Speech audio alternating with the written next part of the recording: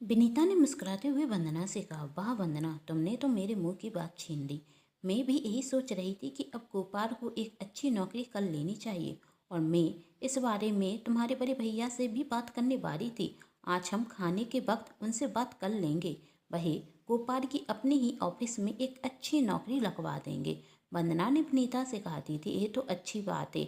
आप बड़े भैया से जरूर बात कीजिएगा। और मन ही मन सोचती, मैं शायद बड़ी दीदी के बारे में गलत ही सोच रही थी।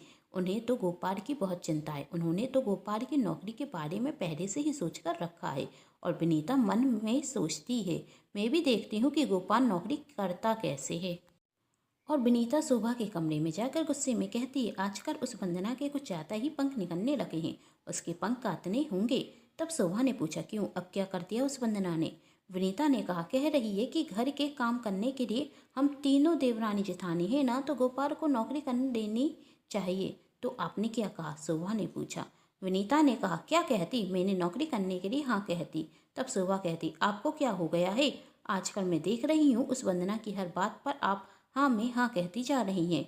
आप तो वंदना को अपनी उंगलियों पर नचाना चाहती थी, लेकिन ऐसा लगता है कि वंदना आपको उंगलियों पर नचा रही है। तब विनीता ने गुस्से में कहा, अपनी बकवास बंद करो शोभा। तब शोभा कहती, भाभी, आप हर बार मुझ पर चिल्लाकर मुझे तो शांत करा देती हैं, लेकिन उस वंदना के आगे आप कुछ नहीं कह पाती। और यदि गोपाल भी नौकरी करने लगा ना, तो वह भी आपकी नहीं सुनने वाला। उसे भी दुनियादारी की समझ आ जाएगी। भाभी, फिर दोनों मिलकर आपको नचाएंगे उंगलियों पर। तब विनीता कहती, ऐसा दिन कभी नहीं आएगा, क्योंकि गोपाल को कभी नौकरी करने भी नहीं दूंगी मैं। तब शोभा ने कहा, आप हमेशा कहती रहती हैं भाभी, कर कुछ नहीं पाती। और आपने तो खुद अपने पैर पर कुल्हाड़ी पटक ली। आपने ही तो वंदना से कह दिया है कि आप बड़े भैया से बात कर कर गोपाल की बड़े भैया की कंपनी में नौकरी लगवा देंगी। कहने और करने में बहुत अंतर होता है, विनीता ने कहा। और सिर्फ कहने से नौकरियां नहीं मिलती। आखिर गोपाल इतना सीधा साधा है कि उसे कहीं नौकरी मिलेगी ही नहीं। और यदि मिल भी गई ना, तो मैं उसे नौकरी करने नहीं दूंगी। तब शोभा ने कहा, इस बार आप ऐसा कुछ नहीं कर पाएंगी, क्योंकि वंदना गोपाल को नौकरी करने पर मजबूर कर देगी।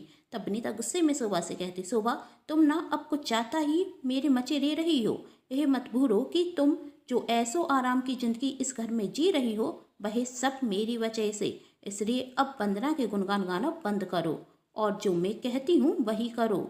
आप तो मेरी बातों का बुरा मान गई, शोभा ने कहा। आप जो कहेंगी मैं वही तो करूँगी। आज तक मैंने कभी आपकी बात टाली है क्या? बताइए मुझे क्या करना है। तब विनीता कहती, आ गई ना अकड़ ठिकाने। दूसरे दिन सुबह से जब सभी एक साथ नाश्ता कर रहे थे, तब वंदना विनीता से धीरे से कहती, भाभी, गोपाल जी की नौकरी के बारे में बड़े भैया से बात कीजिए ना। तो विनीता ने मुस्कुराते हुए कहा, वंदना, मुझे सब कुछ याद है, तुम चिंता मत करो।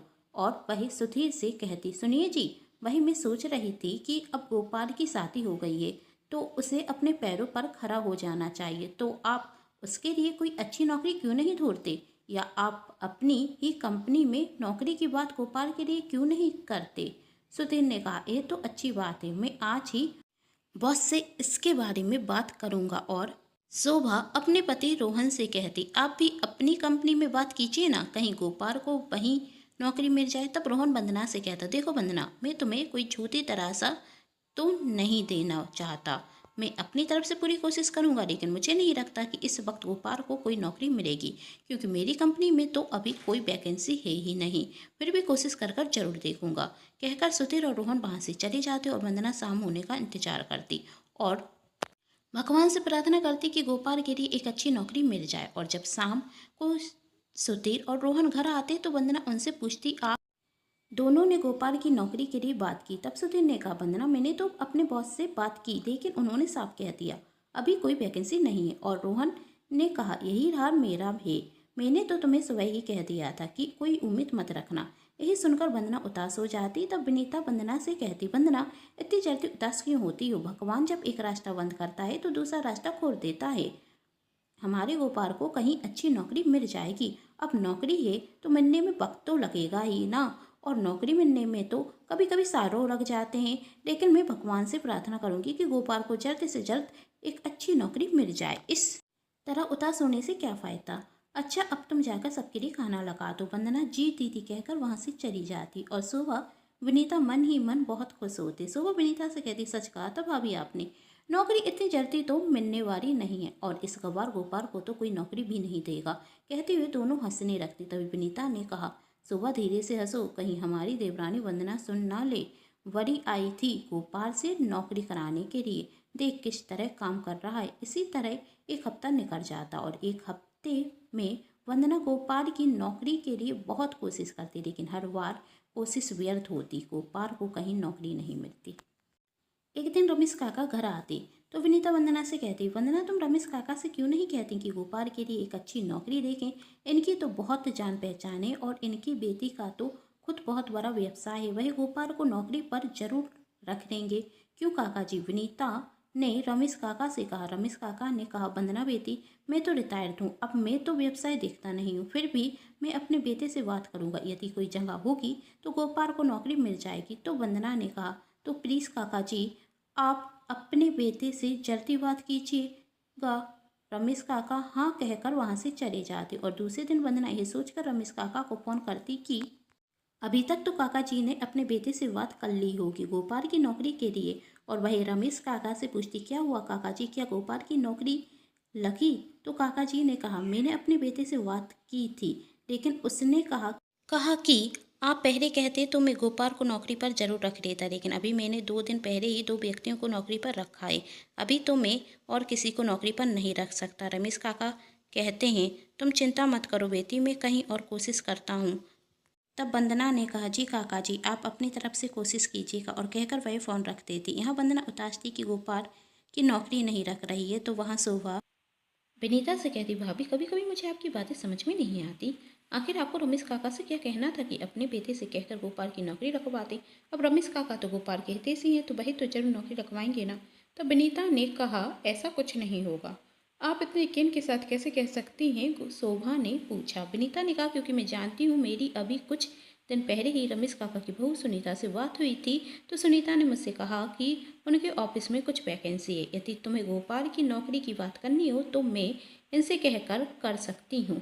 तब तो मैंने मना कर दिया था कि गोपाल को नौकरी करने की ज़रूरत नहीं, लेकिन कर मुझे पता चला कि वैकेंसी पूरी हो गई है, इसलिए तो मैंने जानबूझकर रमेश काका से कहा, क्योंकि मैं जानती थी कि गोपाल की नौकरी अब नहीं रखेगी और इस सब से वंदना की हिम्मत भी टूटेगी और वही गोपाल की नौकरी के बारे में सोचना ही भूल जाएगी। वाह भाभी, आप ना जो भी खेल खेलती हैं सोच समझ कर खेलती हैं, मानना पड़ेगा आपको। कहते हुए दोनों जोर से हंसने लगती। तभी वह वंदना आ जाती और वह शोभा और विनीता की बातें सुन लेती। वंदना को देखकर विनीता वंदना से कहती, वंदना तुम चिंता मत करो, गोपाल को कहीं अच्छी नौकरी मिल जाएगी। तो वंदना ने कहा, आप अपनी मीठी मीठी बातें करना बंद कीजिए, मैंने सब कुछ सुन लिया है। मैंने आपको अपनी बड़ी बहन समझा, मुझे लगा कि आपको गोपाल जी की नौकरी की चिंता है, लेकिन आप तो चाहते ही नहीं कि गोपाल जी कहीं नौकरी करें। मैं आपके बारे में सही सोच रही थी, आप दोनों गोपाल जी के सीधेपन का फ़ायदा उठा रही हैं। गोपाल तो आपको अपनी माँ की जगह देते हैं, आपका मान और सम्मान करते हैं, फिर भी आपको उनके साथ ऐसा व्यवहार करते हुए बिल्कुल भी शर्म नहीं आई। आखिर आप गोपाल जी के साथ ऐसा कैसे कर सकती हैं। आपने तो गोपाल जी के साथ माँ तो छोड़िए, इंसान होने का भी धर्म नहीं निभाया, आपको तो शर्म आनी चाहिए। तब विनीता ने कहा, शर्म तो आनी चाहिए, लेकिन क्या करूं, मैं इतनी बेशर्म हूँ कि मुझे शर्म आती ही नहीं। अच्छा हुआ कि तुमने हमारी असलियत सुन ली। झूठ बोलते बोलते और अच्छा बनकर ना मैं भी थक चुकी थी। अब ना आमने सामने खेल खेलने में बहुत मजा आएगा। हाँ, मजा तो आएगा जब गोपाल जी को मैं आप दोनों की असलियत बताऊंगी, वंदना ने विनीता से कहा। क्या गोपाल वंदना की बात पर भरोसा करेगा या साथ अपनी भाभी का देगा? जानना चाहते हैं तो कहानी का अगला भाग जरूर देखें और चैनल को भी सब्सक्राइब जरूर कर लीजिएगा, क्योंकि जब भी मैं लेकर आऊँ कहानी का नया भाग तो आप सभी को पता चल सके। उम्मीद करती हूँ दोस्तों आप सभी को मेरे द्वारा लिखी गई ये कहानी पसंद आ रही होगी। यदि कहानी पसंद आ रही है तो अपनों के साथ शेयर करना बिल्कुल ना भूलें, जिससे कहानी ज़्यादा से ज़्यादा लोगों तक पहुँच सके। और वीडियो को भी लाइक कर दीजिएगा, चैनल को सब्सक्राइब जरूर कर लीजिएगा। Thanks for watching.